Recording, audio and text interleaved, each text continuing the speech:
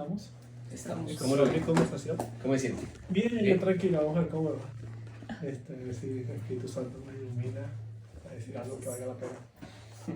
Obviamente. ¿Sí pensó cuál era el tema que más le apasionaba O sea, de la fe? Jesucristo, sin duda. O sea, como Cristo, el estilo de Cristo, su modo de tocar nuestro corazón con tanta docilidad. O sea, todo lo que tenga que ver con Jesús, creo que es lo que más me apasiona. Jesucristo en sí, Sí, la persona de Cristo. la persona de Cristo. Sí. Ok. ¿Y cómo transforma vidas, me decía ahorita? Cómo transforma vidas, cómo ha transformado la mía, Uh-huh. cómo se ha quedado en mi vida y por medio de mi vida también ha buscado tocar a otros. Okay. Pero sobre todo su estilo, su humildad, su sencillez, aceptar cómo estar ahí escondido en el sagrario y todo lo que hace desde ahí. Creo que es algo que me apasiona. Y Charles Foucault tiene una frase muy bonita que a mí me ha ayudado mucho, que es que nadie ha escogido el último lugar como Cristo.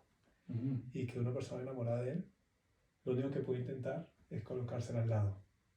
Porque siempre que te le colocas, Cristo escogerá después el último lugar. Y yo creo que mi vida está en búsqueda de estar con Él en ese último lugar. En nombre del Padre, del Hijo y del Espíritu Santo. Amén. Pues vamos a pedirle al Espíritu Santo que tome posesión de nuestro corazón, el que busca siempre instrumentos para hablar a nuestras almas. Nos utiliza a nosotros instrumento también para escucharlo a Él. A veces cuando hablamos en voz alta se expresan cosas muy hermosas que solo Dios inspira. Y que sirva de consuelo para el que nos oiga, que sirva una oportunidad de también descubrir a Dios en su vida y que podamos sentir aquí a Cristo también presente con un tercer micrófono.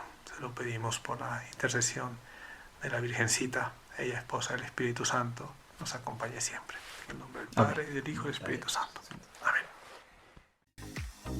Hola, mi nombre es Juan Mauricio Chaparro y están escuchando Escalera al Cielo, un podcast donde exploramos las historias de los que viven su fe en el día a día, esos que ven milagros en lo sencillo o aquellos que escuchan la voz de Dios en lo cotidiano, personas que están un escalón más cerca de la santidad. Bienvenidos. Hola a todos y bienvenidos a este capítulo de Escalera al Cielo. El día de hoy tenemos un invitado muy especial. Es una persona que me ha ayudado mucho en mi camino de fe, que le ha ayudado a muchos jóvenes por obra y gracia de Jesús, porque Jesús ha sido el que ha transformado su vida. Con ustedes les presento al Padre César. Pues muchos saludos a todos son muy especiales, nada más añado eso, todos son muy especiales a Dios, queridos, pensados así tal cual como somos, amados hasta el extremo.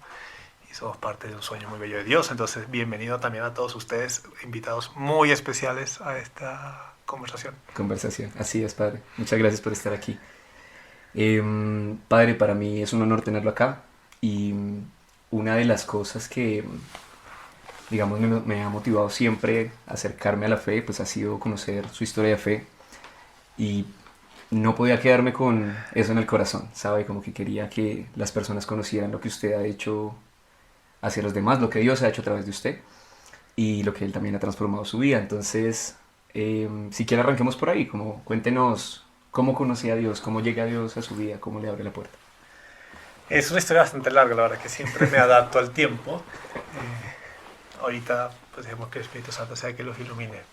Estos días pensando, me ayudó mucho meditar en una persona escondida en el Vía Crucis del Señor, que es Dimas, el buen ladrón. Uh-huh. Y me sentí muy identificado pensando en él, porque me di cuenta que el dolor en Dimas fue muy fecundo. Lo que quizás su vida no había podido hacer otras cosas, al final, estando crucificado contra el Señor en el dolor, cuando quizás todos rechazamos a Cristo cuando sufrimos, Uh-huh. para él fue lo que le abrió el alma de par en par. Y además me encanta este personaje porque es el primer santo canonizado por Cristo, ¿no? Entonces es el primero que llegó ahí, me lo imagino, llegando al cielo, como que ¿qué estoy haciendo yo aquí? Y Cristo pues sí, es mi invitado de honor, ¿no? Una persona que se dejó tocar por el dolor y abrir su alma. Y así fue un poquito mi historia, ¿no? Y considero que es una gracia muy grande haber sido mirado por Jesús. Y la verdad que nunca me cansaré de contemplarlo.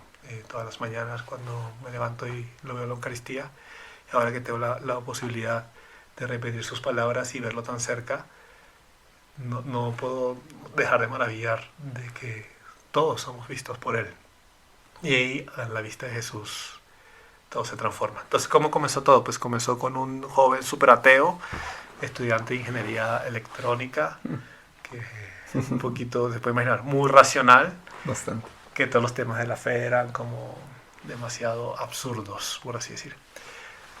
Miembro de una familia maravillosa, mis papás son médicos y tenía un hermano mayor que era un hombre muy sencillo, muy, muy, muy humilde. Y entre toda esa historia, un testigo que yo siempre digo que era el crucifijo de mi cuarto, que era como el que veía toda la escena, como cuando nosotros vemos una serie o lo que sea, pero él viendo la escena de mi vida y viendo cómo conectaba las historias. Entonces mi hermano era un hombre de fe, de una fe sencilla, iba mucho a misiones, participaba en este movimiento de Regnum Christi y siempre contaba su historia de alegría. Y yo por el contrario, era un hombre, como les dije, más racional, más distante de la iglesia, estaba como con un frío en el corazón y seguía el libreto de la vida. Todos seguimos, a cierto modo, a veces nos damos cuenta que estamos siguiendo el libreto. ¿Cuál es el libreto? Pues salir, tener una novia, comprarte cuanto antes una casa, tener una carrera. El plan perfecto. Es el libreto de la vida, Sí. le llevamos yo. Es el libreto que todos seguimos. No sé quién nos inculcó, pero ahí los tenemos. Y a veces valoramos nuestra vida si estoy cumpliendo o no estoy cumpliendo el libreto. A mí me ha maravillado mucho ver personas que, por ejemplo, sufren por estar solas. No consiguen a nadie. Y yo digo, pues, ¿dónde parte ese sufrimiento? Pues estarte comparando continuamente con el libreto de la vida. Quizás la plenitud de tu vocación ya la estás viviendo, eres una persona súper alegre, contagias a todos, pero como estás comparándote con el libreto de la vida, estás opaco. Entonces yo servía al libreto de la vida. Yo creo que el libreto de la vida era mi Dios, al cual le ofrecía sacrificios, al cual le quería todos los días llevar algo, un regalo, para decir que estaba ahí cumpliendo. Y pues hasta que eso fue cambiando poco a poco. Mi primera experiencia así como de Dios que recuerdo, estaba yo en mi lugar favorito de la iglesia, que era a las puertas, afuera, con un pie subido en la pared. Estábamos hablando de algo súper importante, o sea, como el del Madrid y el Barça, algo así. Mientras estaba ocurriendo la misa dentro, recuerdo que mi hermano estaba dentro. Y en eso se nos acercó un mendigo a pedirnos dinero. El mendigo me estiró justamente la mano a mí y yo, como muestra de rebeldía, de rabia, le dije, oye, ¿y usted por qué no trabaja? Pero como esas veces que hablamos en voz alta y nos da vergüenza de lo que sentimos. Sí. Que nos damos cuenta como el error que acabamos de decir, la bestialidad que acabamos de decir. Tal cual. Yo salí corriendo y se me ocurrió huir dentro de la iglesia porque había una sacristana que era famosa en aquel entonces porque no dejaba entrar mendigos a la iglesia, era súper estricta. Entonces yo intenté refugiarme bajo su poder de la sacristana, entré a la iglesia esperando que el mendigo no me siguiera y cuando crucé me encontré con una imagen del Sagrado Corazón de Jesús. Y para mi sorpresa, nunca me había fijado en eso, el Sagrado Corazón de Jesús tenía en una mano su corazón y la otra mano estaba estirada hacia mí, como el mendigo. Yo, de hecho, luego escribí un libro tratando de expresar lo que sentí en mi interior en ese momento, porque fueron muchísimas cosas. Ahí descubrí que es cierto una frase que dicen los santos, que hay más mundo interior que exterior, por todas las cosas que yo viví frente a esa imagen. No sé dónde iba la misa, todo se paralizó, se convirtió en un encuentro inesperado, como en una esquina. Y yo sentía dentro de mí que Cristo me decía, te he escogido para darte mi corazón. Pero a la vez me decía, ¿qué me quieres dar tú como el mendigo? Ese fue el primer encuentro que recuerdo de Jesús, donde me surgió por primera vez en la mente ser sacerdote y donde tomé la decisión fija, decidida, terca, de estar lo más lejos de la iglesia posible. Wow. Porque sabía que si iba a la iglesia, cada vez que volvía, de hecho, esa es la parroquia, me encontraba con él que todavía seguía con su mano estirada hacia mí. No sé si les ha pasado, como que sabes que tienes que resolver algo y no lo resuelves y cuando cruzas sigue estando ese problema ahí. Como que le huye. Y le huye. Entonces yo dije, bueno, huyamos lo más lejos posible para tratar de no encontrarme de nuevo con esa mano. Y él estaba ya esperándolo. Siempre he estado. De hecho, yo creo que hasta el día de hoy todavía sigue esa mano extendida. Yo creo que nunca, o sea, es una experiencia que es parte de mi vocación fundamental. Y no, o sea, cuando se acerca cada joven a pedirme algo, cuando una persona me llama que necesita hablar porque está enferma o necesita un funeral, cuando una persona se me acerca al confesionario, cuando una persona me llama que si puedo hacerme alguna misa por un evento especial, yo en todas esas veo la misma mano del Sagrado Corazón de Jesús hacia mí. Y es como un intercambio eterno. Yo creo que cuando llegue al cielo será como ese momento de poder completar ese cuadro. Ya en parte en la ordenación sacerdotal, cuando estaba tirado en el suelo, lo sentí, como Jesús colocó como su corazón dentro de mí. Pero esa mano continúa. En cada joven, cuando me dijeron, vamos a grabar este podcast, ¿no? A mí me cuesta mucho decir que no por eso, porque misteriosamente, místicamente, veo esa mano de Jesús estirada. Y de verdad que les invito a pensarlo también en su vida. Qué diferentes serían nuestras respuestas si lográramos ver que detrás de todas las personas que nos necesitan, incluso aquellas personas que no nos saben pedir que nos necesitan, pero nosotros sabemos que nos necesitan, alguien que quizás necesita que los perdonemos y nunca nos van a pedir perdón, descubriremos que es la mano de Jesús hacia nosotros. Creo que la vida se hace mucho más creativa. Entonces, bueno, yo estaba ahí, salí corriendo y fui yendo. Esa fue como la primera escena. Segunda escena, pues yo viajé por muchas partes. Cuando uno tiene como una llamada al sacerdocio o a la santidad muy fuerte, yo creo que es como una sed que uno intenta llenar por distintas maneras. En la Biblia eso se habla como una cisterna rota, ¿no? Tú intentas llenarlo y no se llena.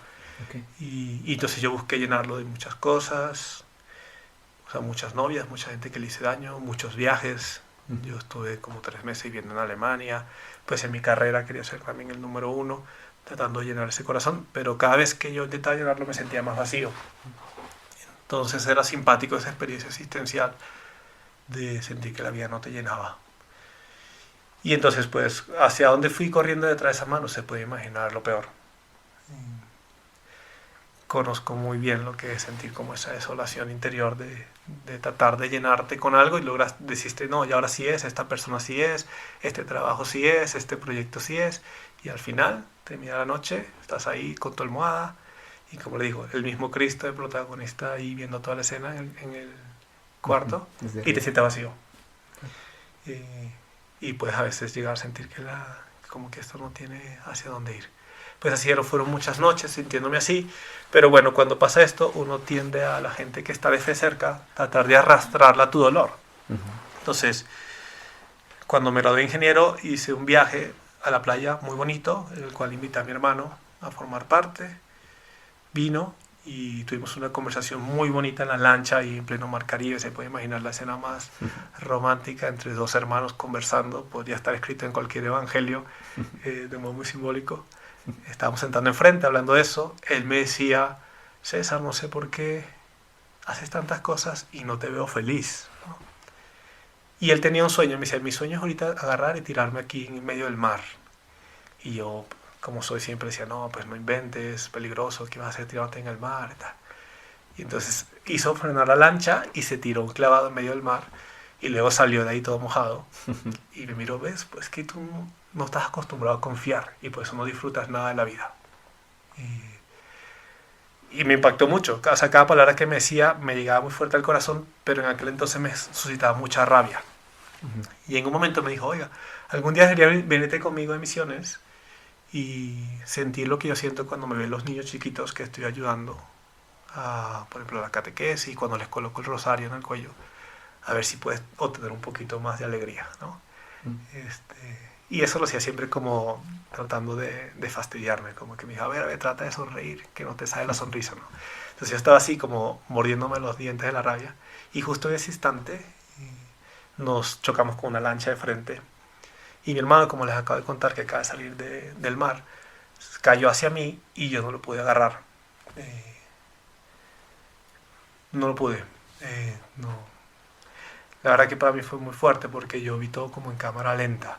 Entonces cayó, éramos muchos en la lancha iba llena, éramos casi 15 personas, y mi hermano quedó inconsciente, tirado en el piso de la lancha. Entonces en ese momento yo me empiezo a desesperar mucho, como toda persona controladora, porque no podía hacer nada. y empecé como a llamarlo con mucha fuerza, lo levanté y como una película dramática inimaginable que me hubiese pasado en cualquier instante de mi vida, porque fue inesperada, empecé a gritar ahí en medio del mar que alguien me ayudara. Y en eso se acercó una lancha curiosa, una de estas lanchas deportivas, y yo no sé dónde tomé fuerzas, yo creo que del amor que sentimos a ciertas personas, no nos imaginamos lo capaces que somos cuando sucede a alguien que amamos. Y me brinqué a la otra lancha con él, y ahí iba yo a todo dar hacia el puerto. Buscando ayuda, claro. Buscando ayuda. Llegué al puerto y entonces el reto fue conseguir una ambulancia. Pero ustedes imagínense que están en el Tayrona, ahí en la orilla del Tayrona, buscando una ambulancia, cuando te das cuenta que acabas de recorrer media selva para llegar hasta allá. Claro. Entonces yo lo cargué y empecé a correr. Me acuerdo mucho que cuando llegué ya a la ambulancia, porque no sé cómo la conseguí, pero la encontré, tenía todos los pies llenos de sangre y no me había dado cuenta, no me dolía nada. Eso también es otra muestra de cuando salimos de nosotros, nuestros problemas desaparecen. Uh-huh. Entonces yo estaba ahí tratando de estirarle con mi corazón, porque lo llevaba agarrado al corazón, y como que yo intentaba tenerlo pegado al corazón, como si de mi vida pudiese tocar la suya, ¿no? Darle. Sí, en ese momento él estaba así y un momento como que vomitó, entonces me dio una paz y dije, está vivo, ¿no? Uh-huh. Entonces me dio más ganas de correr, llegué a la ambulancia y estaba ahí en la ambulancia intentando rezar una Ave María, pero no lo sabía.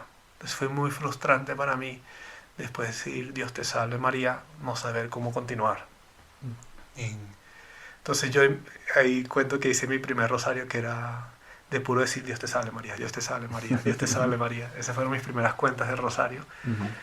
Y estaba yo en medio de ambulancia, había un trancón muy fuerte como esos de Bogotá. No sé si les ha pasado, seguro les ha pasado. En Bogotá de repente siente una ambulancia que viene detrás y usted dice, pues ¿será que si lleva a alguien? No, pues bueno, Uh-huh. si llevamos a alguien.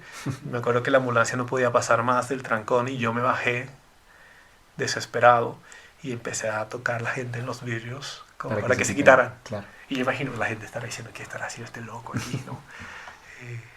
Pobre hombre. Es que tenía la vida de su hermano, o sea, es que... Sí. Sí, claro. Sí, impresionante lo que uno es capaz de hacer. Entonces, bueno, me volví a montar en la ambulancia, llegamos como sea al hospital y todavía recuerdo la escena de la camilla entrando a la sala de urgencias y cerrarse estas dos puertitas que todos se pueden imaginar en este momento, ¿no? Y al minuto, de verdad que no duró nada, salió una persona diciéndome que mi hermano ya había muerto, ¿no? Ya había fallecido. Entonces, para mí, no sé, ahí mi vida se partió en dos. Antes de la muerte de mi hermano y después de la muerte de mi hermano. O dicho de otra manera, como la historia universal, antes de Cristo y después de Cristo. Me metieron en un cuartito y me sacaron unos esos teléfonos antiguos, grises, que se daban como una ruedita Sí. vuelta. Y llamé a mi familia. Me contestó mi mamá, que estaba muy contenta como de la llamada, diciéndome, oye, ¿cómo están? Qué bueno que fuiste con Víctor. Porque les recuerdo que el motivo del viaje era mi graduación, ¿no? Que me está graduando ingeniero. Y pues ahí le dije, de un modo muy tonto, muy bruto, de verdad me acuerdo, Víctor se murió, ¿no? Y la respuesta de mi mamá fue el teléfono en el piso. Claro, sonó el golpe del piso. Entonces ya luego contestó, creo que fue mi hermano, les expliqué dónde estaba y salí de ahí. Y me senté en la acera del estacionamiento, con los pies un poquito llenos de sangre, y venía la policía como para pedirme declaraciones sobre si íbamos a montar cargos, mis amigos que estaban ahí, y yo no recuerdo absolutamente nada. Para mí el tiempo se detuvo en ese instante. Todo giraba en mi entorno, pero yo estaba detenido. Fue muy impresionante esa experiencia, nunca había hecho una experiencia semejante. Y había un sol muy fuerte. Y no se puede imaginar, o sea, piensen ustedes un momento así que puede pasar por sus cabezas, ¿no?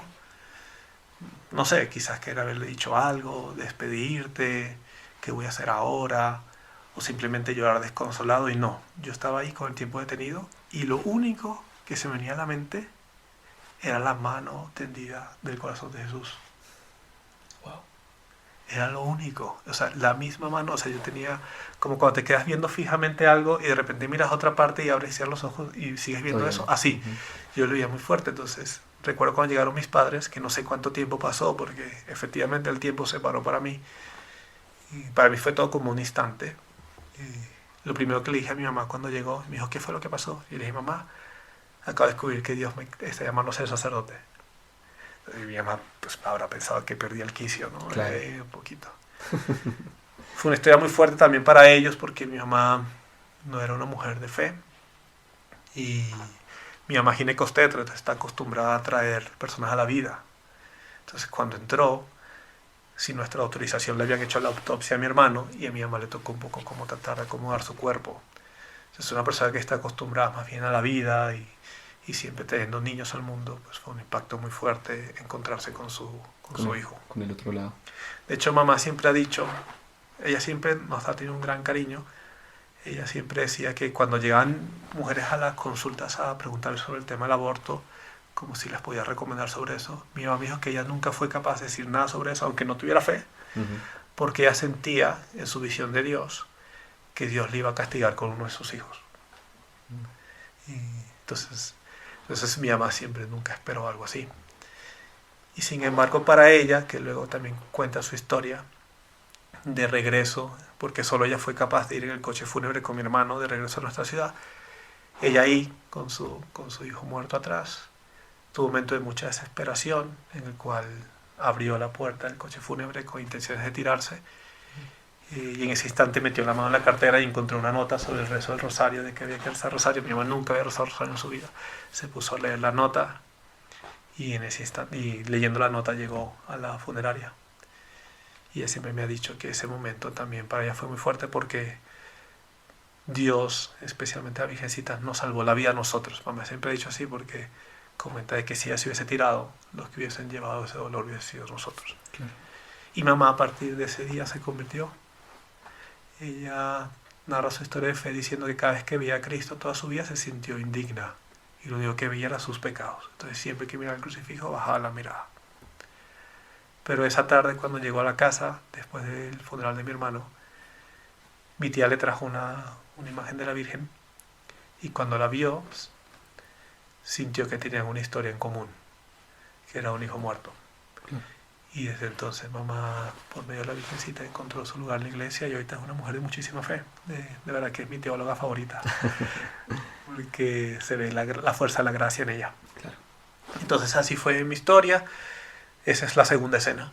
Como les dije, como Dimas del Calvario, que el sufrimiento no lo cerró, porque yo vi varios amigos que no experimentaron eso, pero en mi caso me abrió el corazón en dos. No tuve donde ya esconderme. Y yo sabía que no tenía cómo culpar a Jesús. O sea, ¿cómo te puedes poner tú frente a un crucifijo al que tanto daño le has hecho? Lo ves con los manos ahí clavadas, los pies clavados, muerto por ti, y tú empezas a decirle cosas como a pelearle, ¿no?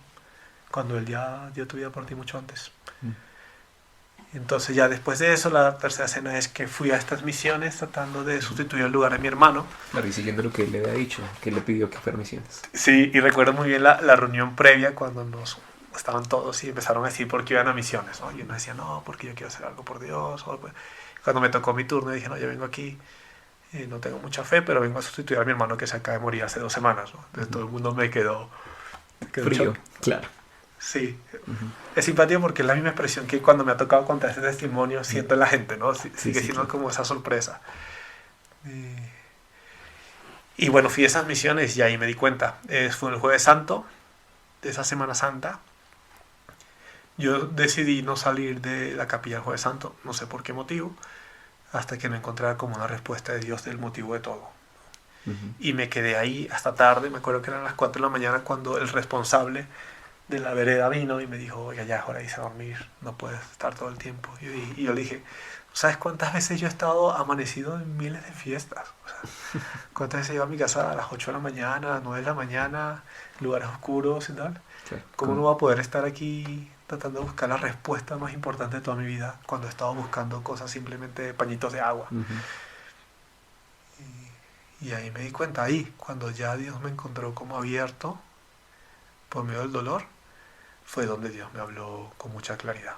Y ahí sí fue donde sentí, por ahí como a las 4:30, lo sentí como muy fuerte, que Dios me llamaba a ser sacerdote. Y cuando lo descubrí, lo entendí, eso vino con otra gracia que todavía no me explicó, y que es como que te roban el corazón, ¿no? Ustedes imagínense que van por ahí, alguien les roba el corazón y ya nada más te encuentras alegría, solamente como buscándolo a Él, que te vuelve como a prestar tu corazón por un instante. Entonces ahí, en ese Jueves Santo, Cristo se llevó mi corazón, y lo tomó para sí. Y cuando regresé de esas misiones, todo el mundo me veía como un loco, porque yo dejé salir, iba todas las tardes a la misa, empecé a ir a misa diaria. Yo creo que empecé a ser un cristiano normal, pues. Vivir una buena vida cristiana. Sí. Sí. No sabía rezar todavía, me acuerdo que abría la Biblia y leía pasajes así al azar, y los escribía, los mismos pasajes los transcribía en una hoja. Para mí, yo creo que era un ejercicio como queriendo decir que lo que estaba leyendo se escribiera en mi corazón. Okay. Yo hasta ahora tratando de interpretar ese momento, porque en ese momento yo no entendía nada, todavía tengo esas hojas, esos libros. ¿Qué hacía? Y empezó como todo un camino con Dios que ha sido siempre creciendo, y no me imaginé, yo estaba ahí, me acuerdo, en la salita de mi casa, en un pueblito en Venezuela, y yo imagino que ese mismo Cristo que me estaba viendo, se estaba imaginando toda la historia posterior y la que llegará a ser. Claro. Entonces, así fue como llegué. Creo que lo hice bastante largo. No, padre, por favor. Pero fueron como esas 3 escenas, ¿no? Y ya luego me tocó el gran momento, pues decirle a mis padres que no estuvieron de acuerdo. Pero yo siempre insisto que el momento de los más felices de mi vida fue cuando salí de mi casa con una mochila donde llevaba todas mis cosas, porque a mí luego me mandaron a Alemania a hacer mi noviciado. Y yo no sabía dónde iba, no conocía a nadie, no tenía ningún proyecto, no sabía dónde iba a pasar la noche.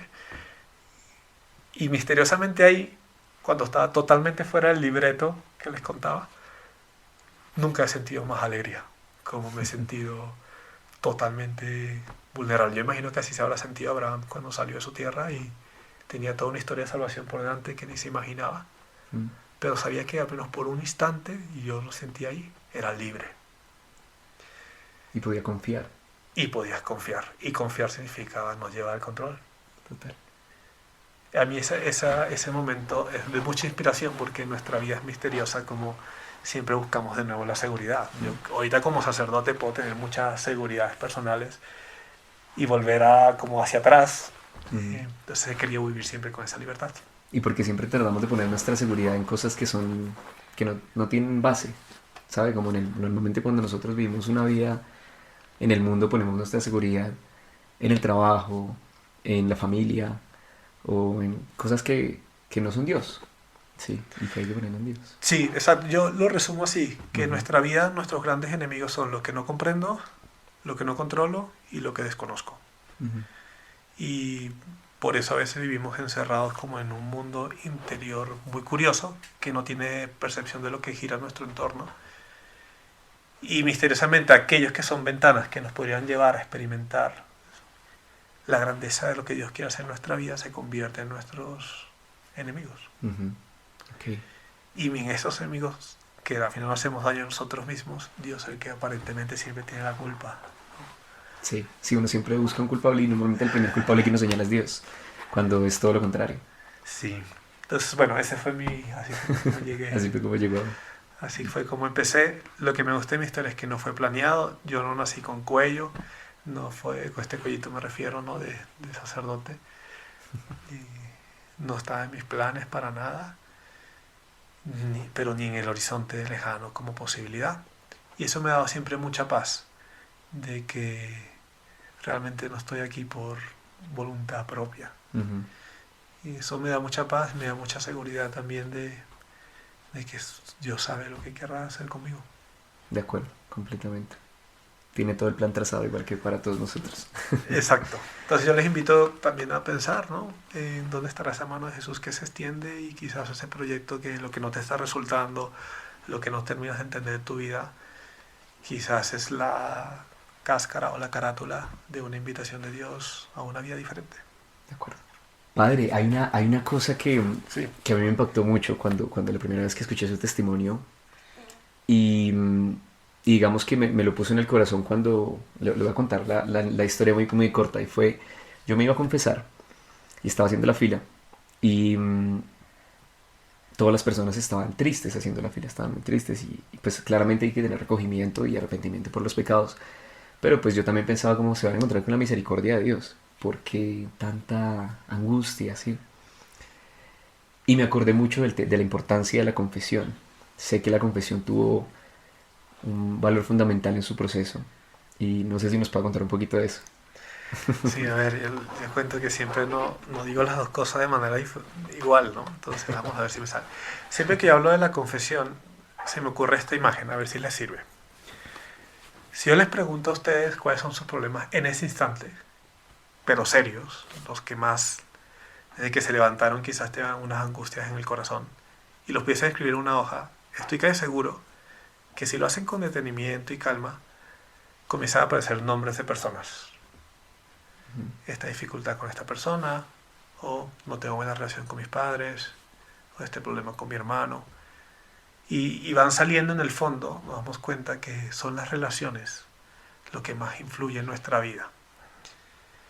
Y eso se debe, ¿no? Eso lo decía el cardenal Ratzinger cuando todavía no era Papa Benedicto, que somos relación. O sea, y de hecho él dice, mientras mejor nos relacionamos y más nos abrimos, más somos nosotros mismos.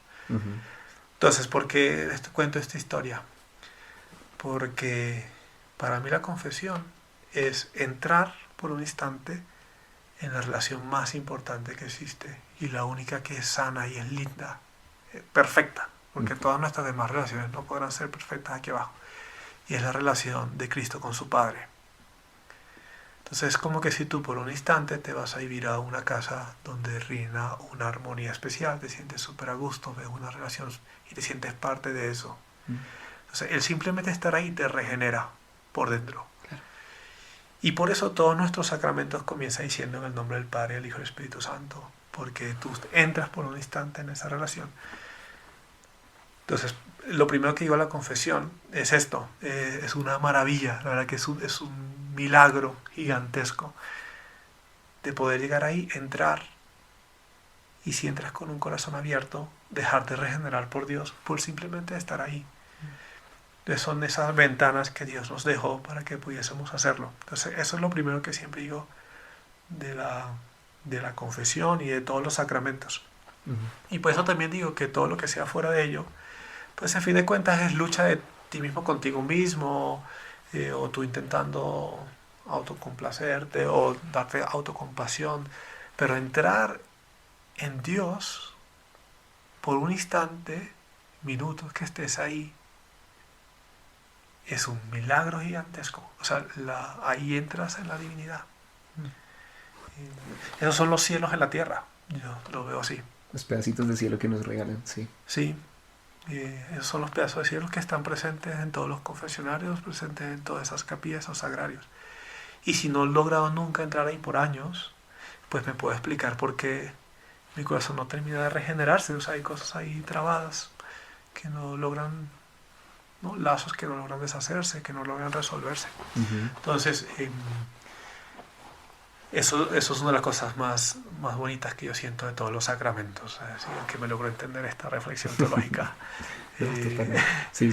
Puedo entender porque es una maravilla confesarse, y si me tengo que confesar como hábito semanalmente, es una cosa. Es cuando vamos a misa y ofrecemos el pan y el vino, cuando ese pan y el vino se consagran por un instante, bueno, en ese instante son como arrebatados del mundo material y pasan a ser cuerpo de Cristo. Pues eso nos pasa cuando entramos en confesión con un corazón sencillo. Por esos instantes que estamos ahí, es como si fuéramos arrebatados de nuestra temporalidad a la eternidad para que Dios sane nuestro corazón. Y estoy convencido que, ¿no?, lo que busca todo sacerdote es eso, o sea, ser ese instrumento para que ese encuentro en el cielo sea posible, porque el sacerdote ahí desaparece. Ustedes saben que la conciencia, nuestro interior, es algo tan sagrado que a lo único que se le abre completamente es a Dios. Es a Dios, sí. Por eso ningún sacerdote puede decir absolutamente nada ni insinuar nada de lo que sucede en la confesión, porque sería apropiarse de algo que no es suyo. ¿No? Todo lo que sucede en ese instante, arrebatados al cielo, es de verdad, un encuentro con Cristo, y el sacerdote es simplemente como un espectador, y un espectador que tiene que ser pobre en el sentido de no querer más que transparentar la presencia de Dios. Y ese es su encuentro de cada uno con Cristo. Ese es, por ejemplo, una de las cosas de la confesión que más me gusta. Y lo otro que me gusta de la confesión, pues la gente se te pregunta, padre, ¿cómo haces tú para confesar tanta? O sea, si confesas a gente, no te sientes cargado, no llegas a la casa pesado, pues, me da pena Sí, ya pues, confesarme, ¿no? Sí, claro. Aparte que usted coge unas rachas de 10, 20 personas y las saca, O sea, y no se cansa. o sea, la gente te pregunta, ¿no te cargas? Y yo es todo lo contrario, porque miren, cuando Cristo nos perdona la confesión, esas historias dolorosas de tu vida que presentas ante Dios, que son tus heridas, como te arrebatan en ese momento y Dios te perdona, el perdón de Dios es el único capaz de transformar tu pasado. Por más culpa que te eches encima, por más arrepentimiento que tengas, tu pasado sigue siendo tu pasado. Pero en la confesión es algo maravilloso. Cuando Cristo perdona, realmente perdona y olvida. Entonces, esos grandes dolores de tu vida, cuando llegas al cielo y digas, Señor, es que yo no soy digno de estar aquí, ¿por qué tal? Jesús te dirá, no me acuerdo, ¿no? Hay una historia muy famosa de eso, que es una monjita que dice que veía el Sagrado Corazón de Jesús en las noches, y su superiora no le creía. Entonces su superiora, harta ya de los discursos de la monjita, le dice, a ver, mire, si es verdad que tú veas el Sagrado Corazón de Jesús en las noches, pues hoy en la noche, pregúntale de qué me confesé esta mañana. Y si tú mañana me dices todo lo que me confesé, pues yo te creo. Y lo que no se esperaba la superiora es que la monjita efectivamente iba a decir, bueno, está bien, hagámoslo así. Pues al día siguiente volvió la monjita y le dice, oye, ya le pregunté a Jesús ayer, se me apareció, y ya me contó todos tus pecados. Entonces la superiora Se fue para atrás. se fue para atrás, tal cual, toda nerviosa. Y entonces, como después de pensarlo 2 veces y quería seguir con el reto, le dije, está bien, dime, ¿qué te dijo? Y la monjita le dijo a esta monjita santita, le dice, me dijo que ya se olvidó. Y yo creo que ese ya se le olvidó es muy fuerte, porque efectivamente cada vez que uno se siente a confesar ahí, es como si Cristo empezara a transformar situaciones en tu vida que son dolorosas en momentos de gracia, porque gracias a situaciones ahora tú misteriosamente, ¿no? Sin quererla, se convierte en lugares para sentirte amado. Y entonces por eso sentarse a confesar es lo más grande que uno puede hacer, porque es permitir a Dios transformar el pasado de gente. Y eso no lo puedo hacer, yo puedo hacer en mi vida, como los grandes santos, 10 colegios en Bogotá con 1500 personas, universidades y tal. Piensa en todas esas obras, hospitales, pues todo eso sumado no vale ni siquiera la mitad de lo que vale una confesión. Porque tocar la gracia de una persona, transformar su pasado y transformar eso en gracia, solo puede hacer una confesión. Entonces, eso es una confesión. Entonces, ¿cómo no sentarse a confesar? ¿Y cómo sentirse triste después de confesar? En ningún otro lugar quizás con tanta fuerza se muestra cómo Cristo reina y cómo Cristo realmente es el Señor de esta vida. ¿Cómo confesarse? Entonces yo digo, claro, con esa actitud y sentimiento, pues obviamente el deseo de sacerdote crece, porque todo como les insisto, lo que hubiese podido hacer en mi vida, todo lo que hubiese podido hacer como obra, no se compara a una confesión, a una sola, aunque tenga que confesar solamente una persona. Entonces pasar largas noches ahí viendo pasar esas personas es un espectáculo. Claro, usted en vez de quitarle la energía lo revitaliza. A mí me revitaliza, de verdad que para mí es maravilloso, porque sabes lo que está sucediendo ahí. Entonces cuando la gente te dice, padre, usted no se carga y demás, lo único que yo pienso es, quizás todavía no he descubierto el milagro gigantesco que es una confesión, una sola. Y por eso, la verdad, si tuviera que hacer una cosa última en mi vida, antes de morir y me darían 5 minutos, tienes 5 minutos de vida, padre, ¿qué hace? Me iría corriendo a sentarme en un confesionario. Corriendo, de verdad, sin pensarlo 2 veces. Y ahí, tratando, ¿no? Y ha habido padres que han muerto confesando. Hay historias de padres que han muerto y a mí siempre me ha sido muy alentador. Ojalá el Señor te llame en ese instante, confesando detrás de las rejas. Entonces, esa es como la belleza de la confesión que a mí tanto me gusta y por eso siento que es una cosa maravillosa y que debemos aprovechar todos. O sea, ¿no? Esas heridas que llevas dentro, pues Jesús está ahí esperando para sanártelas. Mm. Entonces, bueno, eso es como lo que muestra la confesión. Y si hay un pasaje del Evangelio que me gusta mucho sobre esto, es el de la mujer adúltera. Mm. Ujú. Porque creo que es precioso, siempre lo hablo de él en la confesión, porque esta mujer la descubre en infraganti. Cuando a ti te descubren infraganti no tienes excusa. No puedes decir, no, es que la culpa es de él. No, pues te acaba de descubrir infraganti, ¿no? O no, es que el contexto, tengo mucha atención, estoy presionado. No puedes. O sea, no. Mm. Y la verdad que las confesiones más bellas, y así tenemos que preparar nuestras confesiones cuando realmente no echamos culpa a nadie. Cuando presentamos nuestro corazón herido como es, así como que nos descubrirán infraganti. Y dejamos abrir nuestro corazón, todas esas heridas sin echarle culpa a nadie, diciendo las cosas a detalle. Nos cuesta muchísimo, vivimos un mundo súper perfeccionista, donde los errores no son permitidos. Y en cambio ahí, cuando entra en la confesión, dijimos que somos arrebatados, entonces las lógicas ya no son las de este mundo, son las lógicas del cielo. Y en el cielo un soberbio no puede entrar, ¿no? Un soberbio no puede rezar. Ujú. Una persona que está juzgando a los otros como que está fuera del lugar. Allá, mientras en esta tierra quizás sí, entre más fuerte y soberbio me siento bien, entre más juzgo a los demás me siento más importante. Pues allá cambia la lógica, estoy en otro país, ¿no? Reglas diferentes, así como cuando va a Inglaterra y el carro se va por la vía distinta, ¿no? Sí, sí. Entonces ahí me gusta mucho esa imagen por ese capturados infraganti. Y luego, cuando te capturas infraganti, inmediatamente, como esta mujer también del Evangelio, ves a todo de alrededor llenarse de estos fariseos con piedras para matarla. Y ahí me gusta mucho ver en ellos los pensamientos autodestructivos que tenemos contra nosotros mismos. De que yo no valgo, no sirvo, estoy sucio, siempre lo mismo, soy un hipócrita. Y esos son los rostros de estos hombres con piedras que buscan matarte.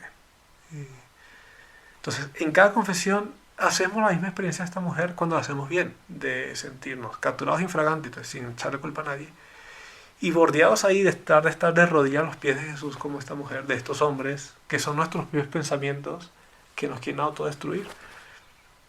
Y la respuesta de Cristo en toda esta situación, el Cristo que hace sus grandes discursos, sus grandes parábolas, como que aquí, para transmitir el amor tan grande que nos tiene, no encuentra parábolas, porque sería todo limitante. Ujú. Entonces pasa como en los grandes momentos del amor de Dios, que la respuesta, como cuando se alza la Eucaristía, es un silencio. Como que el silencio es lo único capaz de poder capturar todo el amor de Dios. Y solamente hay como una mirada, ¿no? En este caso, esperemos detrás de cada mirada del sacerdote para esa persona. Y aquí me gusta mucho porque los padres de la iglesia, algunos dicen que la mirada de Jesús es como un espejo donde te ves tú realmente como eres. Ujú. Yo les invito a hacer ahorita el ejercicio para ver qué concepto tienen de Dios. Si acabamos de decir que los ojos de Dios son un espejo donde tú te ves, si ahorita se pudieran poner ante los ojos de Cristo, en este momento donde estén, imagínense los ojos, el color de sus ojos, las cejas, su expresión, y tú estás ahí viéndote como un espejo. Y les pregunto, ¿qué ves? Pues bien, siguiendo esta reflexión, lo que uno realmente ve a los ojos de Cristo es que eres sumamente amado, sumamente valioso e importante, querido y por eso llenado de talentos. No hay prácticamente nada grande que puedas o dejes de hacer para ser amado al máximo, porque cuando eres amado al máximo, eres amado al máximo. Cada uno de nosotros tiene quizás una mamá maravillosa que nos ama y no está pensando todo el día, ¿será que me ama o no me ama? No, es amado al máximo. Y cuando te quedas viéndote ahí ante los espejos de ese ojo de Dios, sucede algo maravilloso como en cada confesión. De repente estás ahí y ya no están estos hombres. Se fueron todos. Solo quedó una sola cosa. Y es un grandísimo amor dentro de sentirte perdonado. Y misteriosamente esta mujer pues será la primera que estará siempre con Jesús para todas partes. Y luego cuando resucite, la primera que lo mirará, porque quien tiene un amor así tan grande, sentirse perdonado, empieza a ver a Dios en todas las cosas. Primero en su propia historia. Empieza a darse cuenta que todas las cosas que te hacían sufrir, ahora te han llevado a Jesús. Empieza a darte cuenta, no sé, de la belleza de todo lo que te rodea. Ves el mundo, cómo gira en torno a ti, las realidades que te superan, que tú no controlas, que sigue amaneciendo y oscureciendo a pesar de que tú lo pienses o no lo pienses, y empieza a ver el mundo como un regalo para ti. Y entonces esta mujer es la primera que lo logra ver resucitado, porque ven todas las cosas, una palabra que es un nombre, que le dice por su nombre María. Eso es el milagro que sucede en cada confesión. Entonces, miren, viendo esto, yo les pregunto, ¿no? ¿Por qué no confesarse? ¿No? ¿Por qué no acercarse a un evento gratuito en el cual eres arrebatado al cielo por un instante, logras ver quién eres realmente a los ojos de Dios, y al final eso ganas el cielo? O sea, no hay baloto ni nada semejante para tan gran regalo. Claro. Eso sí, el único paso o lo único necesario que tienes que hacer es ser humilde y abrir tu corazón. Esa es la clave para entrar al cielo. Entonces, por eso les digo, como una lógica diferente. Yo me acuerdo la primera vez que después de mucho tiempo, cuando les contaba mi historia, me confesé. Y pues yo, pues, una persona muy emotiva así, sentí que hasta ese momento mi vida estaba en blanco y negro y se empezó a ver de colores, y empecé a sentir una vida en mi corazón que no sentía, sentirme amado.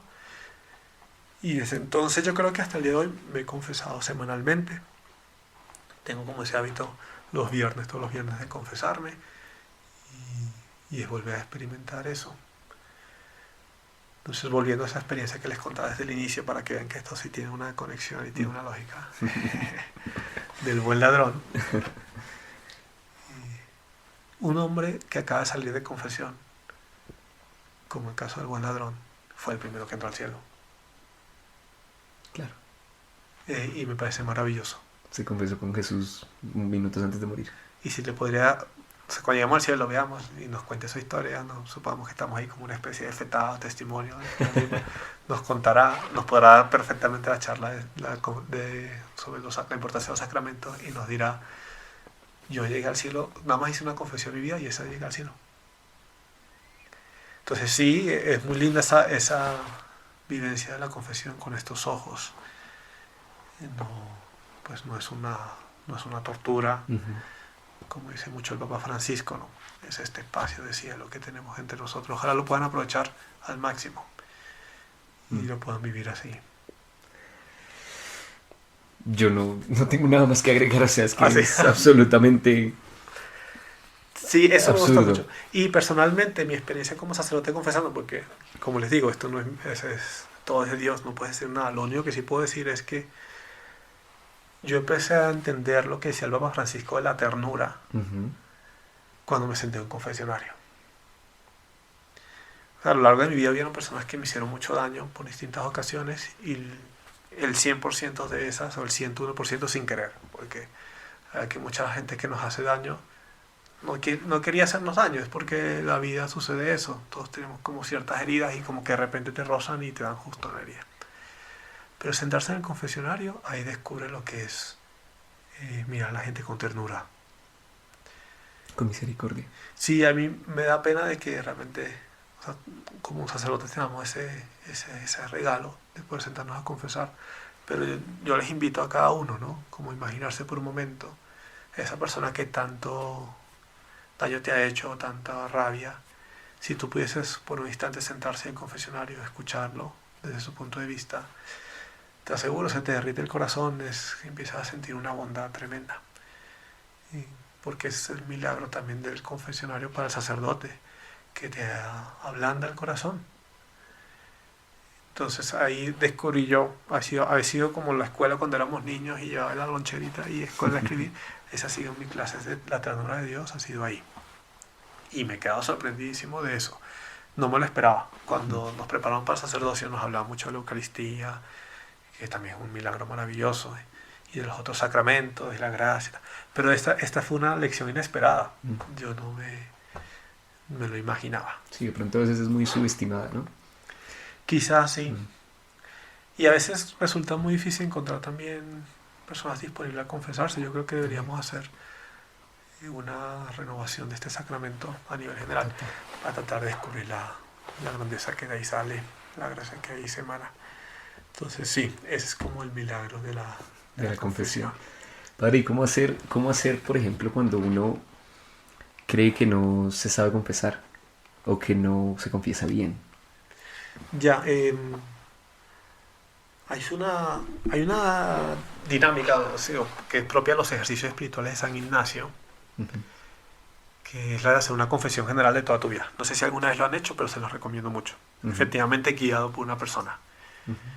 en donde empiezas a hacer un repaso de toda tu vida como una historia y empiezas a evidenciar cosas que están ahí.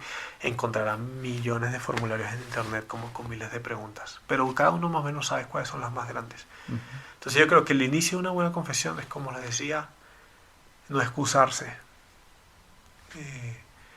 como presentarse tal cual como uno es y como viene, Con el corazón abierto. con el corazón abierto totalmente. Hay un pasaje que es Marcos 5 que a mí me gusta mucho también en la Biblia. Saben ustedes que en los primeros capítulos de San Marcos, a menos yo lo veo así, Cristo está continuamente diciendo, oiga, tenemos que ir a la otra orilla, tenemos que ir a otra parte, tenemos que ir a otra parte. Ujú. Y uno siempre, o sea, si lo lees de corrido, te empiezas a preguntar, a ver, ajá, Jesús, ¿a dónde es que quieres ir tú? ¿No? Sí, sí. La gente, todo el mundo lo busca y dice, no, tenemos que ir a otra parte. Y es bonito porque la primera vez que en el Evangelio de Marcos cruzan la orilla, y entonces ya por fin llegamos a la otra parte, que de hecho fue difícil llegar porque los discípulos casi esta tormenta, casi pierden la fe y demás. Ujú. Llegan a la otra orilla, y en la otra orilla, está en Marcos 5, había un hombre que se golpeaba a sí mismo con piedras. Mm. Así, y Marcos empieza a explicar un sufrimiento que yo nunca he visto en el Evangelio tan detallado. Dice, no descansaba ni de día ni de noche de la tortura que tenía este hombre interno. Y decía, ninguna persona podía amarrarlo porque siempre rompía las cadenas. Mm. Y eso quiere decir, pues, un hombre con unas pasiones incontrolables. Y en ese momento, ¿no?, cuando tú empiezas a narrar, al menos yo leyendo ese pasaje siempre he dicho, ya, esa era la otra orilla. O sea, ese hombre era la otra orilla a la que quería ir Jesús. Entonces este hombre se acerca y se presenta a Jesús como tal cual como es. Y bastó ese instante con Jesús y todo cambió. Entonces, la gran primera cosa es presentarte a Jesús tal cual como eres. Y van a ver que es difícil, porque uno empieza a hablar y empieza a excusarse. Y casi inmediato.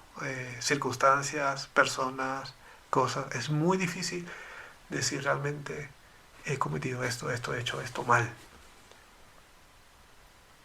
Ahora piensen ustedes como esta escena, o sea, ¿cómo puede Dios resistirse ante una persona que no se excusa y se presenta en como tal? O sea, yo les puedo decir ahorita a ustedes, oye, saben que yo, no sé, esta tarde he estado cansado, me he sentido mal, dormí esta tarde, no recé laudes y estoy llorando por eso, soy miserable porque preferí dormir, porque estoy mal, o sea, porque yo decidí no rezar.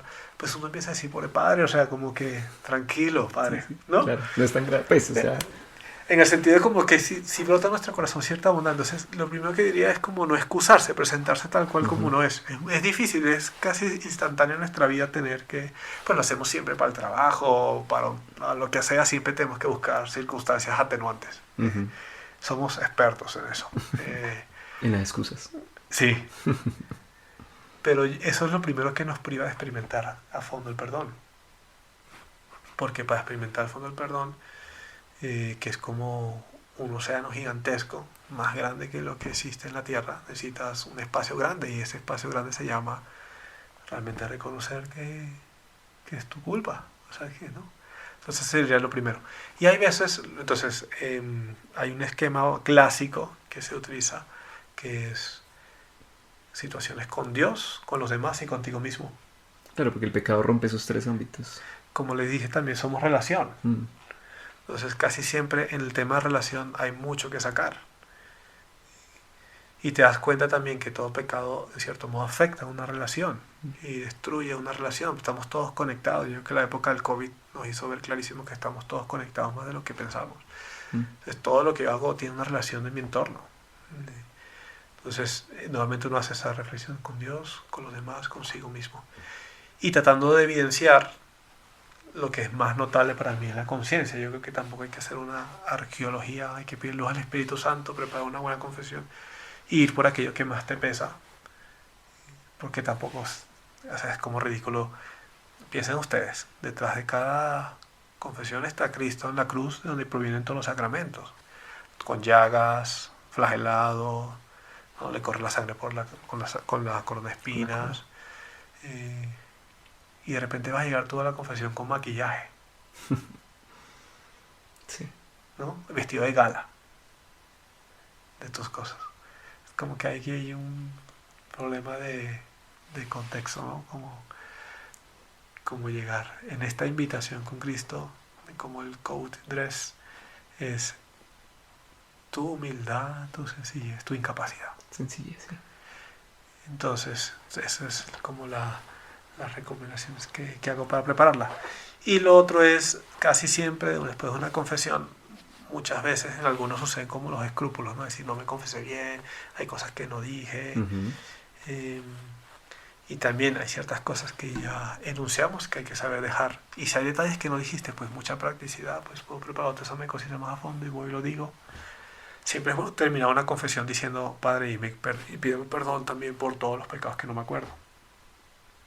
Y en este momento, o sea, no, pido perdón por todos ellos, que efectivamente no te estés acordando, ¿no? Sí, no sé, que de pronto lo esté camuflando ahí. Sí, pero lo de camuflar, insisto que es lo mismo de no llegar con un Cristo crucificado con maquillaje. Sí. Es como un poquito... Claro, hay que llegar completamente...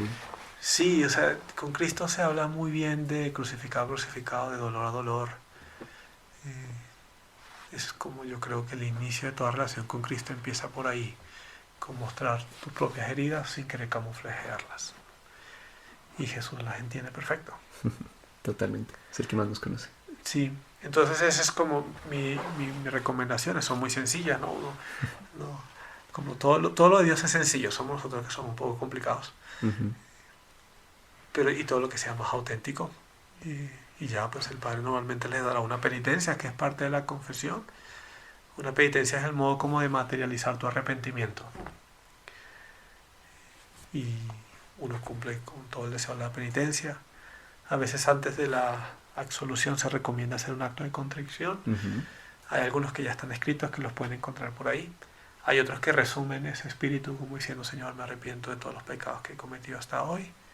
Y siempre un acto de fe, ¿no? Pero confío que tendrás perdón de mí y me llevarás a la vida eterna. Es muy sencillo. Pero puede también salir de su corazón.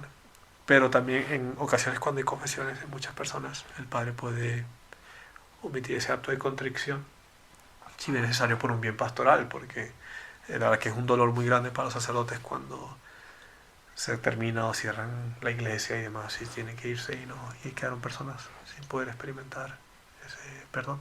Ese perdón, sí, esa reconciliación. Sí, por todo lo que hemos explicado. Y después de eso, pues ya uno pues, hace su penitencia y después vive en esa felicidad de sentirse perdonado.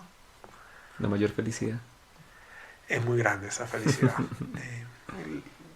Hay que vivirla en carne propia para experimentarla. Total. Y uno se da cuenta la finura de nuestro Señor de haberse inventado por la escritura y la tradición este sacramento para que sintiéramos esa paz. Y ya ahí sucede como cuando nos dan un regalo, supongamos que nos dan un suéter, lo más bonito que podemos hacer es colocárnoslo. Y si esa persona nos ve con el suéter puesto, dirá, wow, mire, si le gustó, se lo puso. Y si al día siguiente lo ve con el suéter puesto, dirá, wow, se lo volvió a poner. Y ya se ve que el suéter lo tenemos con huecos y tal, pero lo tenemos todos los días, y dirá, wow, qué maravilla. O sea, como, lee el regalazo. Pues con Dios, su mayor felicidad es que realmente nos sintamos plenamente perdonados y podamos vivir en esa actitud continua. Entonces, cuando te dan un regalo y te pones suéter, a las personas que más quieres, tú vas y le dices, oye, mire, qué bonito regalo que me dieron. Mire, o sea, este suéter que yo quería, me lo dieron. Entonces, qué lindo es salir de la confesión y que uno diga, usted no se imagina todo lo que Dios me ha perdonado. O sea, es que no se lo imagina, ¿no? Sí. Tiene que experimentarlo usted también. Entonces, lo más bonito que podemos hacer después de cada confesión es colocarnos ese regalo y decirle a todo el mundo que lo viva. Así es. para tratar de que otros también lo tengan. Y el mundo sería muy diferente. Yo creo que el mundo no lo van a cambiar acuerdos de pactos y cosas. Todo lo demás será meramente humano. Este mundo lo va a cambiar confesionarios. Por lo mismo que les digo que son arrebatos del cielo, esto que se llama escaleras al cielo, pues solamente son estos espacios del cielo los que van a hacer cambios fundamentales, porque lo que realmente pueden hacer algo notable por los demás son corazones que se sienten perdonados y amados por Dios. Son esta gente la que realmente transforma el mundo. Estos son los ejes donde Dios cambia todo. El resto es meramente humano. No, pues la guerra a Ucrania, ¿yo qué puedo hacer con esto? Quizás no puedo hacer nada, pues puedo orar. Pues lo más grande que puedo hacer es confesarte, reconciliarte con Dios y empezar a reconciliar tu entorno. Eso es algo gigantesco que puedes hacer ahorita, en las siguientes horas. Y ese corazón convertido, yo siento que es lo que saca sonrisas en el cielo. Y además, no estoy inventando nada nuevo, lo dice el Evangelio. Hay más alegría por una persona que realmente se arrepiente que no necesitan arrepentirse. Entonces, cada vez que hay un arrepentimiento sincero, en el cielo suena una campana y todos los santos empiezan a celebrar.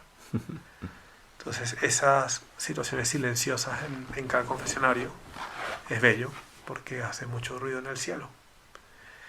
Hace una gran fiesta. Entonces, yo les invito como a inventarse fiestas en el cielo, ¿no? Aquí no sé si a ustedes les gusta, ¿no? Pero aquí siempre es bueno hacer el plan y hacer fiestas por ahí. Entonces, bueno, muevan al cielo, pónganlo en fiesta. Hay que hacer confesarse. Sí, claro. háganlo fielo. Al menos ahí pueden tener la certeza de que realmente están haciendo algo que tiene impacto, por ejemplo, en la Virgencita y en todos los santos que tienen devoción. Qué maravilla, padre. ¿Cómo vamos? ¿Lo logramos? No, claro, vamos bien. Qué bueno. Fresco. Eso es sobre la confesión. Espero que le sirva a alguien de verdad de corazón. Y lo que le estoy diciendo, créanme, no es teoría, es porque yo mismo lo he experimentado de carne propia. Y la verdad, vívanlo. Vívanlo y ojalá las filas de conversión sean más largas y vivan todo lo que necesitan para que puedan aprovechar al máximo ese regalo de confesarse. Es una maravilla. Es una maravilla enorme. Y eso es nada más un solo sacramento. Nos quedan 6. No vamos a comenzar una serie. No, vamos a tener más capítulos más adelante, fresco. Sí. Padre, ahorita al principio hablábamos antes de empezar y yo le preguntaba por el tema que más le apasionaba de la fe. Usted me decía que Jesús. Y eso tiene tantos aristas y tantos ámbitos. Pero si hay algo que lo caracteriza a usted es cómo muestra a Jesús hacia los demás, y de hecho por eso muchos jóvenes también nos gusta mucho hablar con usted y toda la cosa. Bueno, yo soy un desastre, voy a empezar por ahí. Pero cuéntenos un poco de ese Jesús. Yo siempre digo, aquí voy a hacer un paréntesis. Cuando idealizamos a una persona, la condenamos a defraudarnos. De acuerdo, y Dios tumba a los ídolos, eso es cierto. Exacto. Sí, eso es cierto. Entonces, bueno, primero que empiezo por ahí, porque también sacerdotes tenemos que cuidar nuestro corazón, ¿no? Eso es cierto, de acuerdo. Entonces, no, si logró a alguien, pues transmitir a Jesús, maravilla. Si alguien no lo ha logrado, pues pido perdón también. La persona frágil. O sea, a mí la persona de Cristo me fascina. Sí, es que sería muy difícil, porque aquí te sobran las palabras, aquí como que te sale todo el corazón. Claro.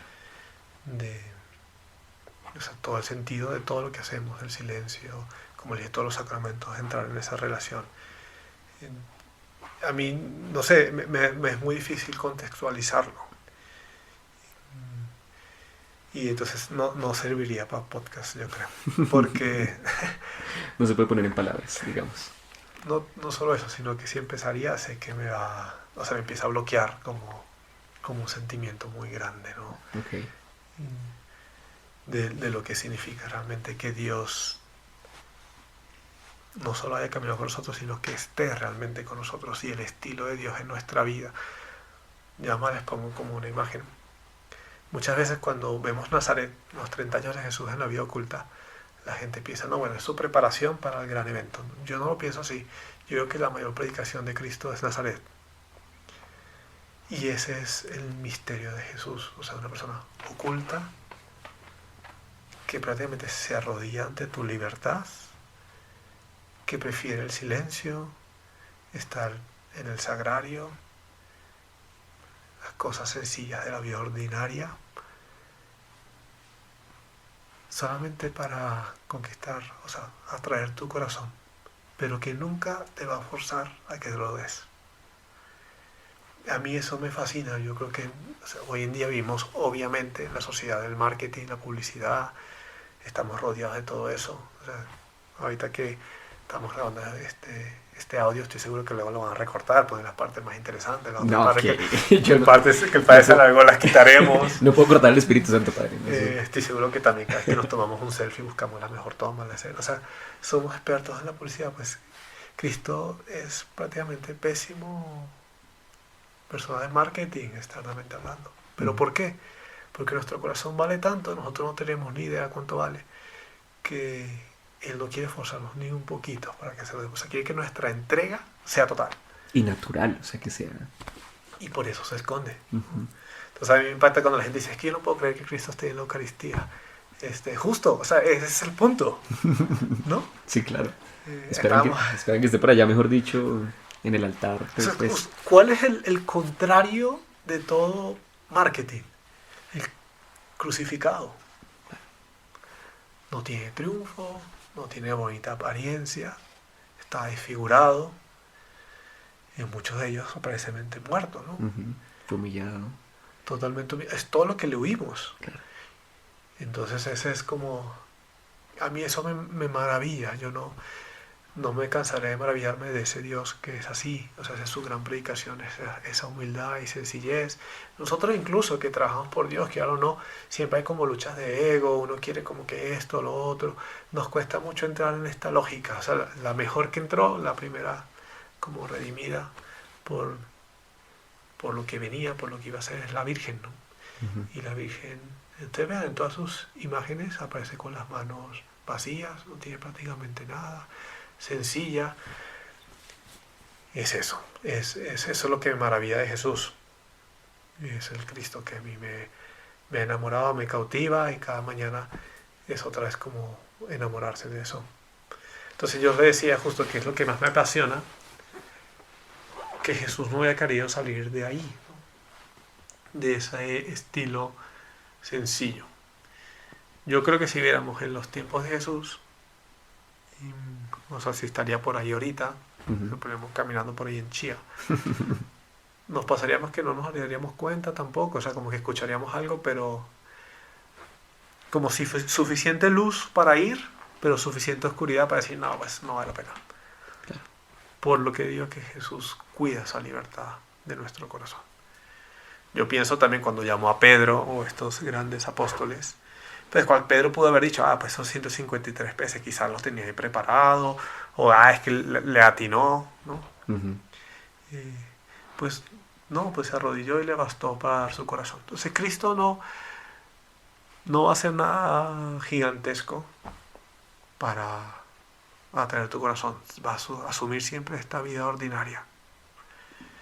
Entonces a mí eso me fascina, no lo he visto en ninguna otra parte, no lo he visto tampoco ni siquiera en mí, y nunca me hubiese imaginado, como yo creo que ninguno de los grandes filósofos y teólogos, de que si Dios hubiese bajado de este modo, y que al día de hoy puede existir mucha gente, lo cual es lógico bajo este estilo de Jesús, que no crean en Él, y se entiende, yo lo entiendo perfectamente. La gente dice, no, pues hay que convencerlos y no sé.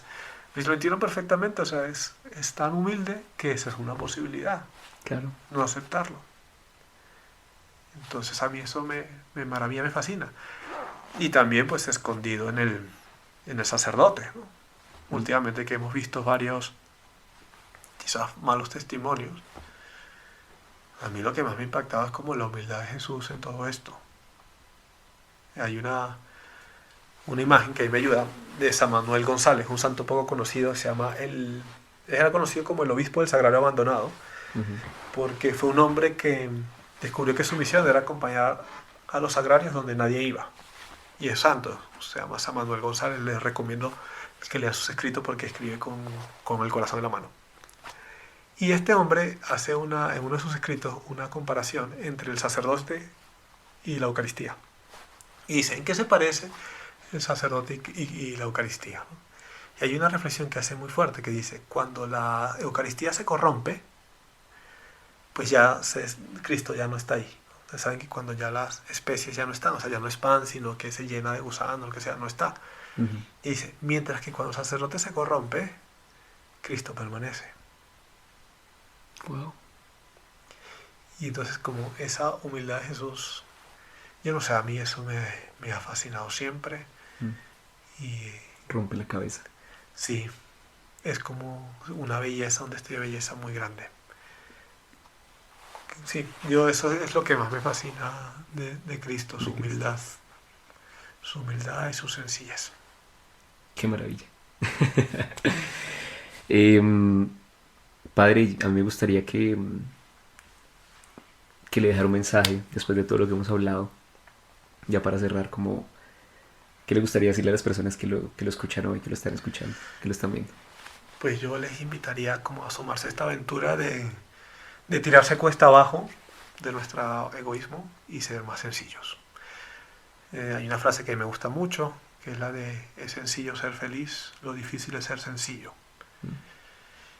Y realmente es sencillo ser feliz. Entonces, ¿qué optemos por la sencillez? Eso significa tratar de reconciliarnos con las personas que podamos, tratar de perdonar lo más que podamos, irnos haciendo ligeros de equipaje, tratando de agradecer lo que tenemos, sin esperar pues lo que no tenemos, vivir el presente, reconciliarnos con nuestro tiempo, con lo que he vivido, hacernos sencillos, simplificarnos.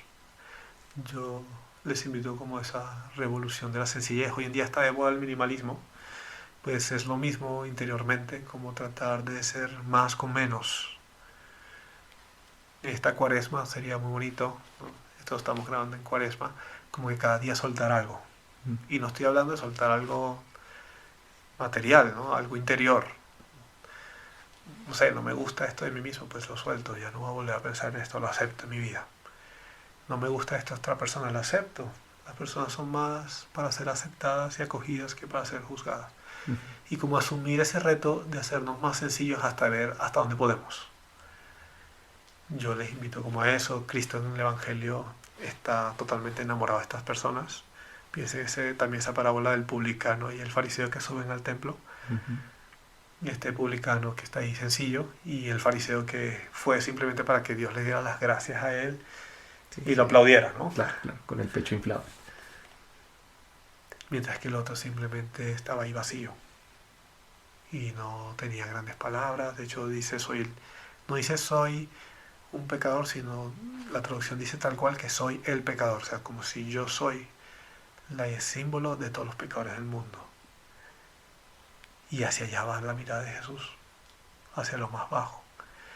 Entonces, hacernos sencillos y ayudarnos mutuamente también a ser sencillos. Yo creo que eso es un reto que vale para toda la vida y ojalá la Virgencita nos ayude a hacerlo. San José también, es nuestro ser criaturas y dejar toda la grandeza a Dios. Y eso es lo que les recomiendo, a mí es lo que llevo en mi corazón desde hace rato, que el Señor me ha ido ayudando, sobre todo por la devoción a San José, me ha ayudado principalmente a eso, a cómo no ser protagonista, a cómo estar escondido, cómo dejar que los demás brillen y no seas tú. Y eso es lo que les recomiendo a cada uno, que se suma a esta revolución. Eso está en nuestras manos, eso no hay que esperar a nadie afuera que nos venga a decir, ni que se instaure en una cosa. Eso es como lo decía Cristo, el reino de los cielos está dentro de ustedes y de ahí se expande hacia afuera. Qué maravilla. No, pues nada, agradecerles por su paciencia, ¿no? No, Padre, De muchas escuchar todo gracias. este tiempo, de compartir. Yo nunca había hecho esto, entonces está chévere. Me alegra. Me alegra que de verdad, como le dije al inicio, para mí es un honor que usted nos acompañe hoy. Escuchar su historia, escuchar también cómo Dios habla a través suyo y también nos da un mensaje, muchos mensajes de amor y de reconciliación. Muchas gracias por estar aquí, Padre. Gracias a ustedes y gracias a Jesús, porque cada sacerdote es en definitiva un regalo para cada uno de nosotros. Cada sacerdote que se ordena, cada persona que decide una llamada vocacional, demuestra que Cristo todavía está preparando regalos más grandes. También ahí le invito al que se sienta tocado, ¿no? Que esa es como mi vocación principal ahorita, de acompañar a jóvenes a hacerse regalos para los demás. Todo el que se sienta que Dios lo está envolviendo para regalarlo a alguien, pues no tenga miedo. suéltese. A veces nos gustaría más seguir a un Cristo muerto que nosotros manejamos, pero Cristo está vivo y todavía está buscando regalos para dar. Entonces el que se sienta, pues que se lance a la aventura. Que se lance la aventura. Que Así se es. lance. Gracias, Padre. Gracias a todos por escucharnos. Nos vemos en otro capítulo. Hasta luego. Nada, qué lindo tenerles cerca una tarde más. Pidan por mí. Pidan por mí. Recuerden que tengo apenas, ni siquiera un año de sacerdote. He vivido cosas maravillosas. He sido mucha oración. De verdad, pidan mucho por los sacerdotes. Ustedes no se imaginan. Uno vive grandes maravillas, pero también vive situaciones muy complejas que nos superan. Y lo único que yo creo que pueden solucionar eso es que pidan por nosotros. No nos vean fuertes, no lo somos. No nos vean como los líderes espirituales que están en el cielo. No lo somos. Somos seres humanos con un regalo muy grande, muy valiosos para Dios, sin duda, pero por eso también muy valiosos para el demonio. Así es. Entonces necesitamos mucha oración. O sea, por favor, nada más, al menos en sus rosarios, cuando recen, pidan por los sacerdotes. Antes de acostarse no saben por quién pedir, una Ave María por un sacerdote. Por el que más lo necesita y por el que cree que no lo necesita y sí lo necesita. Eso sería un gran acto de caridad. Gracias, Padre. Adiós. Padre, muchas gracias. Amén. Dios mío. Ya, no sé. Yo no sé qué hacer ahí.